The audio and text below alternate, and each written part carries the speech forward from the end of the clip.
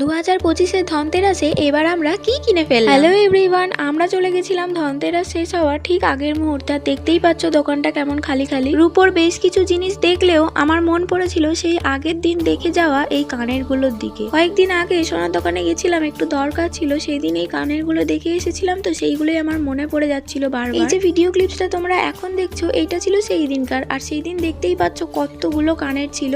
আর আমরা গেছিলাম ধনতেরাসের পরের দিন। সেদিনকে হাতে গোনা মোট 2-3টেই পড়েছিল, বাকি সব বিক্রি হয়ে গেছিল। আমারই ফল্ট, আমি যেতে দেরি করেছি, কি আর করা যাবে। আর এই দেখো, তার মধ্যে এই দুটো আমাদের খুব পছন্দ হয়েছিল। এই লাভওয়ালাটা ওর পছন্দ হয়েছিল আর চৌকোটা আমার। আর ও বললো যেহেতু তুমি পড়বে তাই তোমার পছন্দ মতো তো নিলাম। তবে একটা কথা না বললেই নয়, সেই দিনকে এই জিনিসটার যা দাম ছিল আর আজকে আমরা কিনেছি তার 200 টাকা বেশি দিয়ে। আর একটা মধ্যবিত্ত পরিবারে 2-3 দিনের মধ্যে 200 টাকা পেরে যাওয়াটাও কিন্তু কম কিছু না। যাই হোক, ওটা কিনে আমরা একটা ঝাড়ু আর 14 প্রদীপ নিয়ে চলে এসেছিলাম বাড়ি।